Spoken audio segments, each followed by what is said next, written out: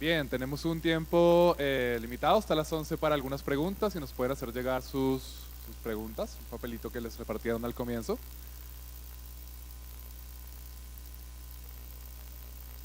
María.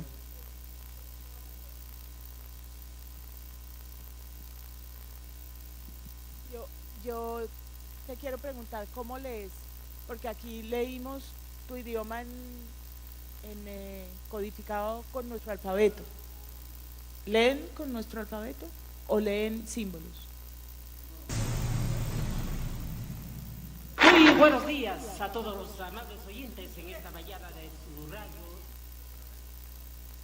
No, es con el alfabeto, entonces digamos que mi ejercicio es un poco también, como estoy volviendo a mi propia historia, entonces como digamos que traducir eso hacia, porque no hay traducciones hacia allá, entonces eso es lo que trato de hacer, digamos, pues traducir digamos, eso hacia acá, para que se entienda.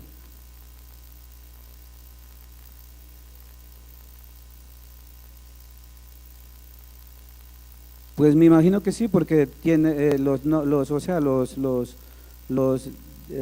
así le dicen los ruraikuna, o sea, las labores están hechos digamos que se llaman en el nombre. Por ejemplo, flor de vientre quiere decir es Wixañawi, que es una, digamos que es simboliza la mujer embarazada. Digamos, es una manera metafórica y poética de decir que una mujer está embarazada, entonces decir flor de vientre. Bien, Wilder, esta pregunta es para ti. ¿Cuál es la importancia del cimarronaje? Es supremamente importante porque, como dije, no solo se refiere a seres como ganado, por ejemplo, sino que se refiere a espacios. Estos pueden ser espacios acuáticos como áreas del mar, o puede referirse a zonas inhóspitas como zonas de la tierra, como bosques y lugares impenetrables. Esto implica también un conocimiento del territorio. Una tierra cimarrona, que también se le puede decir, si no me equivoco, Isawashi, es una tierra, Isashi, perdón, es una tierra en la cual no debes poblar, no debes construir una vivienda. Hay una población que se hizo en La Guajira sin haber hecho las ritualidades necesarias, y es Maicao, y los primeros habitantes de Maicao que habitaron esas tierras cimarronas orinaban sangre, se presentaban enfermedades, y además es una ciudad que hasta hoy no ha logrado una estabilidad, ¿no? Siempre como en el margen de las cosas. Entonces, ahí hay un orden primigenio muy interesante, pero por otro lado, lo cimarrón tiene que ver con los rituales. Es decir, en los velorios guayunos se puede brindar animales de tipo cimarrón, como el conejo, como el venado, por ejemplo, la tortuga terrestre, o un pescado, que también son cimarrones, los peces, sino solo de animales murrut, que son los animales domesticados, como la oveja, la cabra y la vaca. Entonces, es toda una prescripción.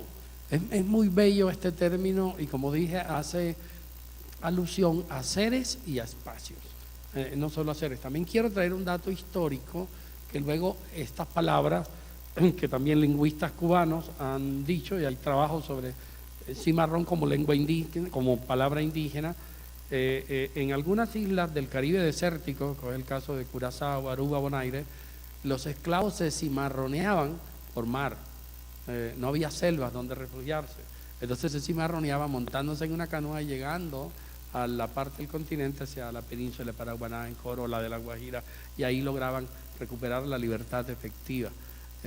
Es un término muy interesante en la historia de América, y que sigue siendo interesante para además la etnografía de nuestros pueblos. ¿Qué creen ustedes que significa en ese sentido el hecho de que haya sido negado históricamente la escritura a los pueblos indígenas? Porque hay todos unos prejuicios sobre que la única forma de escribir o la escritura es lo alfabético. Bien lo ha planteado Hugo cuando habla del alfabetismo de lo indígena, o Abadio cuando trabaja la educación, la escritura es propia en la pedagogía de la madre tierra. Pero ¿qué creen ustedes que implica a nivel social, político, cultural, el hecho de que todavía siga siendo desconocida las escrituras de la cerámica, de la guajira, de los chumbes? ¿Qué significa ese desconocimiento y qué posibilidades habría de educarnos interculturalmente a través de estas grafías? Bueno, pues en mi caso siempre me, digamos, me he nombrado, como todo lo que han denominado artesanía, siempre he denominado arte. En el caso a mi padre yo le decía, en el caso de, digamos que se ha llamado performance acá, yo le decía, él hacía no una performance, era para curar. Y yo le decía que él era un artista en el arte de sanar, en el arte de dar buen corazón, en el arte de dar el aliento de corazón. Entonces, pues yo creo que es un ejercicio que entre todos tenemos que ir pues quitando esos prejuicios, ¿no? Digamos, de pensar que estas formas de escritura pues son digamos, nunca yo trato de nunca decir artesanal. Siempre yo llamo, por eso digo, el arte de soplar, el arte yo creo que todo es, o sea, si digamos que la vida es el arte, digamos, la vida es un arte, entonces el arte de contar historias, el arte de sanar, incluso el arte de querer. Entonces yo creo que pues es también, uno crea palabras y las sigue reproduciendo. Entonces yo creo que no seguir reproduciendo las palabras, creo que va cambiando, aunque no sé, pues si cambiar de artesanía a arte, pues cambia algo. Creo que es más en el corazón de uno y en el pensamiento. Yo creo cuando uno penetra en estos sistemas de comunicación indígenas se le borra la idea de analfabetismo enseguida y más bien piensa en que el desconocimiento de todos estos sistemas de escritura debería llevarnos en Colombia a un proceso de alfabetización bidireccional y mutuo. Yo pienso que cuando medimos y decimos es que el índice de analfabetismo en tal lugar, en tal territorio del tanto, y uno se pregunta, ¿y cuánto es el índice de analfabetismo en las grandes ciudades nuestras con referencia a las escrituras indígenas? Puede ser del 100. Así que yo invitaría a eso. Para Benjamín, vestir la torre de Colpatria, enchumbarla, ¿para significar qué? Pues bueno, ha habido muchas preguntas sobre eso y pues me imaginaba eso también cuando hice lo del premio Luis Caballero, iba a ser una de las primeras preguntas. Bueno, y pues toda la idea surge es que un día pues me puse a pensar que en Bogotá, bueno, y en todas las regiones del país, por lo general siempre después de que llegó la civilización, siempre se ha puesto, ¿no? O una cruz en los lugares sagrados que nosotros consideramos sagrados y eran denominadas en nuestra lengua las huacas, era un lugar sagrado. Sin embargo, pues como la colonización, digamos, cuando llegaron los colonizadores, consideraban que las huacas eran lugar de tesoro y llegaban ahí pues y dañaban todo, digamos que entonces a mí se me ocurrió que como de una forma irónica decir que yo también puedo intervenir, o sea los indígenas también podemos intervenir y más en este sentido decir que como ellos nos vinieron y nos pusieron conventos o iglesias o cruces o no sé, o a Gonzalo Jiménez de Quesada en nuestros lugares sagrados, entonces ¿por qué yo no podía poner un chumbe? ¿Por qué no podía enchumbar, digamos, a ese lugar y muchos lugares? Porque el término enchumbar quiere decirle darle fuerza para que crezca con buen espíritu, con buen pensamiento, un buen corazón hacia el pensar bonito, digamos. Entonces era un poco, digamos que ese fue el sentido, digamos, así, eso fue. Después de que de ahí digan otras cosas, pues no sé.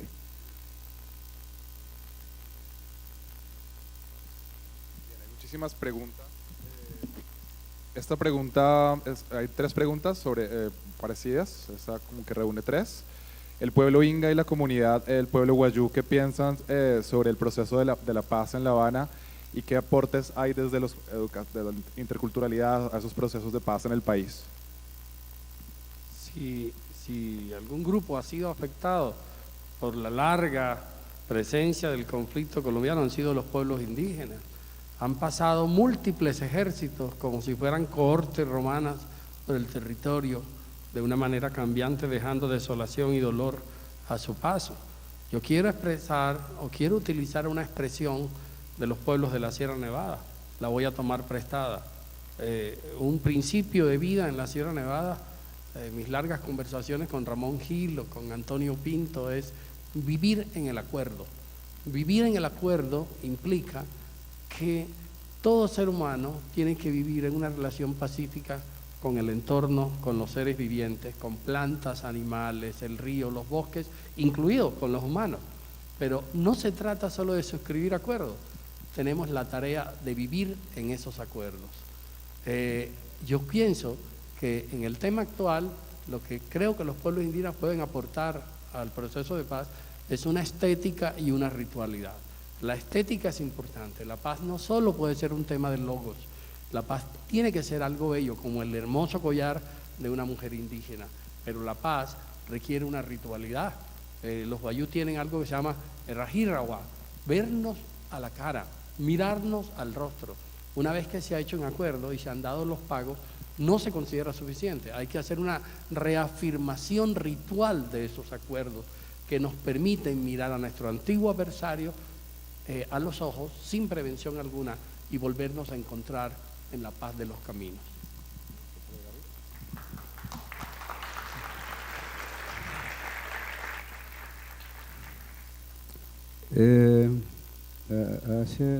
Hace unos días me invitaron sobre esta y pues lo que se me vino a la mente fue que los ingas, en el caso específico de los ingas, aportaríamos el pensar bonito.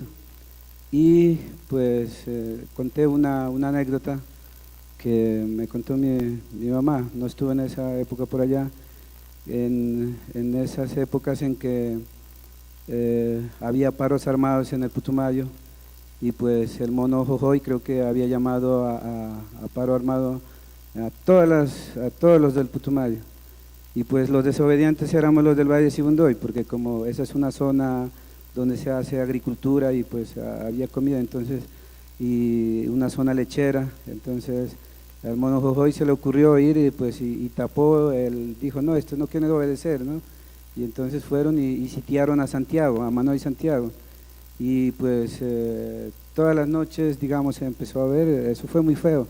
Pues, bueno, cuentan, ¿no?, que siempre a las 6 de la tarde toda la gente tenía que irse a dormir y pues no, se volvió algo invivible, y eso y ya iba durando como unos 3 meses, 2 meses creo que duró, y pues se empezaron a terminar, allá se hacía, digamos, queso, y bueno, se empezó a terminar todo, se empezó a terminar las papas, se terminó todo, y entonces digamos que como en esa situación lo único que podían hacer, no podían ver televisión, no podían ver nada, digamos nada, entonces recurrieron, que en el caso es lo que decía mi mamá, que todos los sobrinos y bueno, hermanos llegaban y le decían, no, pues cuéntenos una historia usted. Entonces empezaron otra vez a volver a esas historias, incluso empezaron a comer una que se supone que era un alimento para marranos, decían, y lo comíamos los ingas, era muy delicioso, que se llama el tumaqueño, y es un tubérculo, y entonces que dice que incluso los no indígenas que decían que eso era para puercos, pues tuvieron que empezar a comer eso, y por kilos empezaron a comprar, y entonces digamos que de todo lo malo siempre está el pensar bonito, que dice uno busca, digamos, como en esa dificultad siempre hay. Por eso en el Yajé también siempre dice que usted cuando está ya sufriendo mucho, uno dice, quiero volver al pensar bonito, y que sean los recuerdos, los buenos recuerdos que uno guarda en el corazón.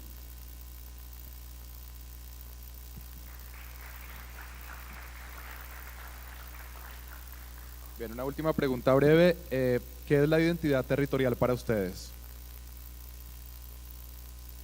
Yo creo que lo expresé en mi introducción. El territorio nos provee de un origen y de un destino. Aquí hay una cosa importante, y es que nosotros los guayú tenemos 3 lugares: el lugar de nacimiento, el lugar de residencia y el lugar de pertenencia.